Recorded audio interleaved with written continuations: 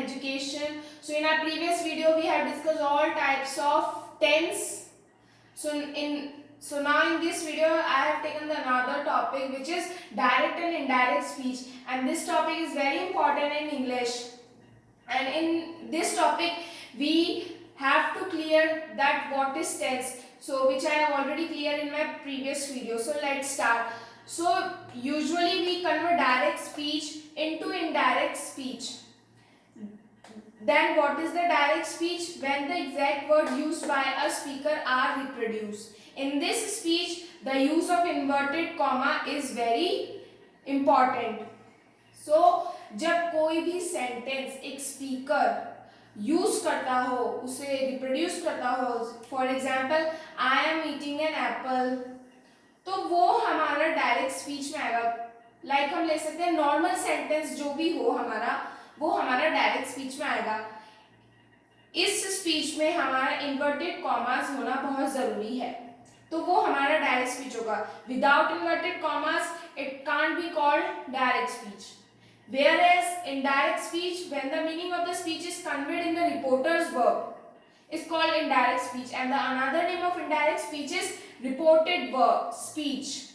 In this speech, the use of inverted comma is not very important. It means कि जब किसी भी sentence का, किसी भी स्पीच का मीनिंग एक रिपोर्टर्स वर्ब में कन्वे किया जाए, उसको हम इनडायरेक्ट स्पीच कहते हैं. इस स्पीच में इन्वर्टेड कॉमास को हटा दिया जाता है. जब भी हम कन्वर्ट करते हैं तो इनडायरेक्ट स्पीच को हम रिप्लेस करके हम उसमें दैट जो कि कंजक्शन है उसको हम लगा देते हैं. Like if I said that Neeru said I am eating an apple, तो हम इन्वर्टेड कॉमास आया उसमें, तो नीरू सेड दैट, तो इन्वर्टेड कॉमा रिमूव होकर हमारा दैट आ जाएगा. इसको हम रिपोर्टेड स्पीच भी कहते हैं. अब रिपोर्टेड वर्ब और रिपोर्टेड स्पीच तो हमें पता है कि इनडायरेक्ट स्पीच का दूसरा नाम है, लेकिन रिपोर्टर्स वर्ब, सो अब हम देखते हैं कि रिपोर्टर्स वर्ब क्या होता है, कैसे सेंटेंस फॉर्म होते हैं, what are the 6 steps to change direct speech into an indirect speech. So let's start.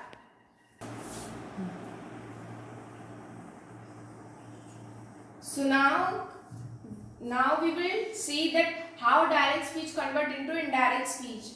So I have taken the sentence that Indu says, comma, inverted comma, good music makes a good film, inverted comma, close. अब Indu says यानी कि inverted comma और comma जहां तक आ जाए वहां तक जो हमारा सेंटेंस है, इन्वर्टेड कॉमास के पहले वाला जो हमारा पार्ट है वो हमारा रिपोर्टेड वर्ब कहलाएगा. रिपोर्टेड वर्ब में कोई भी चेंज नहीं होगा. रिपोर्टेड वर्ब में जो भी हमारी हेल्पिंग वर्ब है, जैसे कि इज, एम, आर, हैड है, हैव है, बीन है, वो सब चेंज होगा, लेकिन सब्जेक्ट हमारा चेंज नहीं होगा. देन इन्वर्टेड कॉमा के बाद जो हमारा पार्ट है उसको हम कहते हैं रिपोर्टेड स्पीच. तो रिपोर्टेड स्पीच जिसमें हमें चेंज करना है, और इनडायरेक्ट का दूसरा नाम रिपोर्टेड स्पीच होता है. अब यहाँ पे ये जो सेज है ये चेंज इसलिए नहीं हुआ क्योंकि ये प्रेजेंट टेंस में है, और प्रेजेंट टेंस जो अगर रिपोर्टेड वर्ब प्रेजेंट टेंस में हुई तो रिपोर्टेड स्पीच हमारी बिल्कुल भी चेंज नहीं होगी, चाहे उसमें कुछ भी लिखा हो. अब यहाँ पे मैंने इन्वर्टेड कॉमर्स को रिमूव करके दैट यहाँ पे मैंने ऐड कर दिया और एज इट इज मैंने लिख दिया. अब चाहे रिपोर्टेड स्पीच के अंदर कुछ भी फैक्ट हो, अब ये हमारा एक फैक्ट बता रहा है कि अच्छा म्यूजिक से अच्छी फिल्म बनती है. हम ये भी ले सकते हैं कि आइस जो है वो मेल्ट होती है 0 डिग्री सेल्सियस पे, ये भी हमारा एक साइंटिफिक फैक्ट है. तो जो भी फैक्ट हो, हमारा जर्नल फैक्ट हो, साइंटिफिक फैक्ट हो, वो अगर रिपोर्टेड स्पीच में हो तो वो हमारा चेंज नहीं होगा. और अगर रिपोर्टेड वर्ब हमारी प्रेजेंट में हो, प्रेजेंट टेंस में हो या फ्यूचर टेंस में हो या प्रेजेंट में भी हो, तो हमारा रिपोर्टेड वर्ब में कोई भी चेंज नहीं होगा. तो ये इस टॉपिक का सबसे मेन पॉइंट यही है कि अगर कोई भी फैक्ट हो, साइंटिफिक फैक्ट हो, जर्नल फैक्ट हो रिपोर्टेड स्पीच में, तो हमारा कुछ भी चेंज नहीं होगा. और रिपोर्टेड वर्ब अगर हमारी प्रेजेंट में होगी तो हमारी रिपोर्टेड वर्ब में कोई भी चेंज नहीं होगा. सिर्फ हमें दैट लगा के एज इट इज लिख देना है. अब मैंने यहाँ पे सिंपल सेंटेंस लिया, Indu says good music makes a good film, inverted comma close. यहाँ पे मैंने इन्वर्टेड कॉमर्स को रिमूव करा और मैंने सिर्फ दैट ऐड कर दिया. तो आपको समझ में आ ही रहा होगा कि रिपोर्टेड वर्ब और रिपोर्टेड स्पीच का क्या यूज है। कॉमा जो आ जाता है सेंटेंस के, कॉमा से पहले वाला जो पार्ट है हमारा वो हमारा रिपोर्टेड वर्ब होगा, और कॉमा इन्वर्टेड कॉमा के बाद वाला जो हमारा सेंटेंस है वो हमारा रिपोर्टेड स्पीच होगा।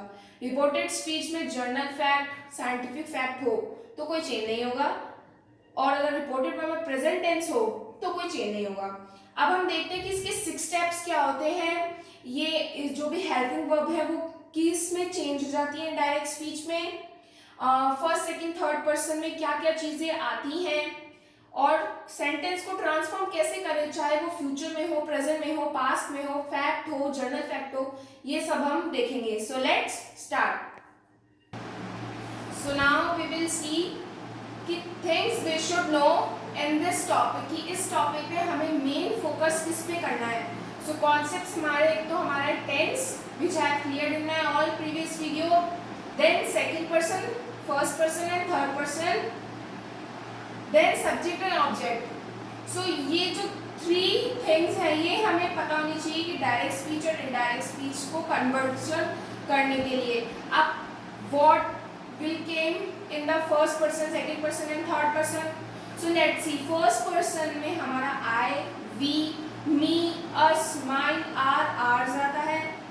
सेकंड पर्सन में सिर्फ 3 चीजें आती हैं, yours, your and you, and in third person he, his, him, her, hers, she, it, its. So first person, second person और third person में हमारी ये सारी चीजें आती हैं। So this table you should learn it to change direct speech into indirect speech. Without this table you can't change these things into indirect speech. And these 3 topics should be clear in your mind, that what is the tense, what is first person, second person, third person, and subject object you should know, and verb forms also you should know. So आज के लिए बस इतना ही। I hope आपको ये video पसंद आया होगा और समझ में भी आया होगा। If you have any query related this topic, so you can ask in comment section, and in my next video I will upload all the 6 steps to convert direct speech into indirect speech, and the most important, that what are the helping verb that will be changed into indirect speech. So this is my whole video which I have tell you, and so don't forget to subscribe my channel and press the bell icon to get latest notification. Thank you.